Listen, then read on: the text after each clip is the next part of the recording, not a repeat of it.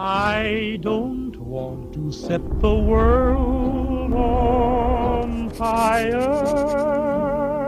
Je voudrais bien évoquer un truc dont personne ne veut. Les déchets. Ça vous dirait pas qu'on arrête d'être dégueu 2 minutes? Parce qu'en prenant du recul, c'est un peu comme si pour prouver qu'on existe, on avait besoin de laisser des merdes un peu partout. Et qu'il fallait être bien sûr que ça reste bien en vue un maximum de temps. À ce titre, une des plus anciennes traces d'activité humaine qu'on ait pu retrouver sur notre belle planète, C'est des décharges. et depuis on a pu lâcher l'affaire. On en a même mis dans des musées. Parce que quand tu vas admirer les débris d'amphores romaines, bah techniquement tu t'extasies devant les emballages industriels de l'époque.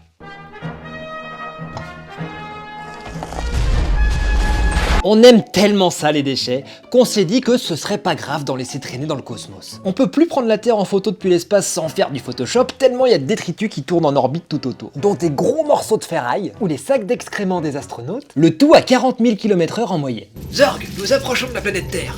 Nous allons enfin rencontrer les humains. Coupez la vitesse lumière. C'était pas un moustique, ça, on est d'accord.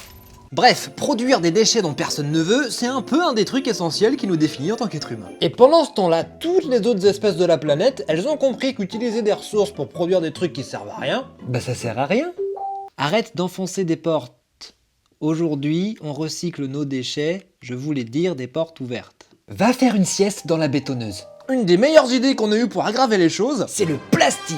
On en produit sans limite depuis la Deuxième Guerre mondiale. Et depuis cette époque, on a produit plus de 8,3 milliards de tonnes de déchets plastiques dans le monde. Et du coup, on a fait des poubelles en plastique pour régler ça. En fait, on arrive à recycler que 20% de tout le plastique qu'on produit. Tout le reste, il finit en gros tas dans des décharges, ou dans la nature, ou dans ta bouffe, ou dans ton eau. Aujourd'hui, des microparticules de plastique traînent jusque dans l'air qu'on respire. On a poussé le bouchon tellement loin qu'on a même réussi à faire émerger un 6e continent gros comme un tiers de l'Europe uniquement constitué de déchets. T'en veux encore? Notre plus belle performance pour un avenir moins propre, c'est le nucléaire. On est arrivé à produire des déchets tellement dangereux qui continuent à l'être pendant plus de 100 000 ans. Alors en toute logique, en France, on a construit 19 centrales et 58 réacteurs qui produisent 100 mètres cubes de déchets radioactifs par an.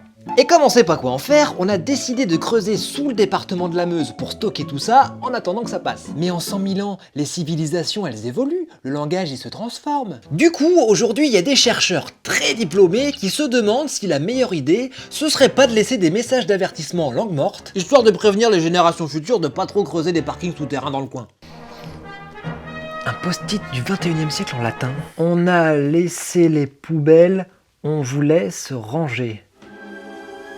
Et je parle pas des déchets chimiques ou des pollutions lumineuses et magnétiques. Même nos déjections, qui normalement sont recyclables, sont aujourd'hui polluantes à cause de par exemple les perturbateurs endocriniens.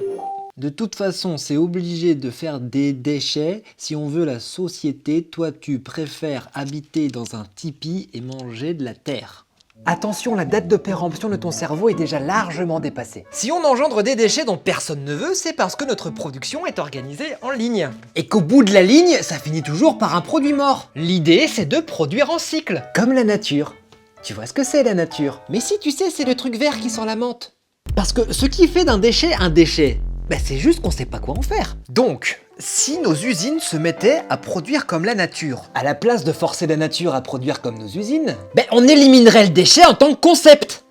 Et tout le monde s'en fout. So, bongo, bongo, bongo, I don't wanna leave the Congo, no, no, no, no, no. Zorg, c'est extraordinaire. Où sommes-nous? Le 6e continent. C'est beau. Et donc ça, c'est une fleur.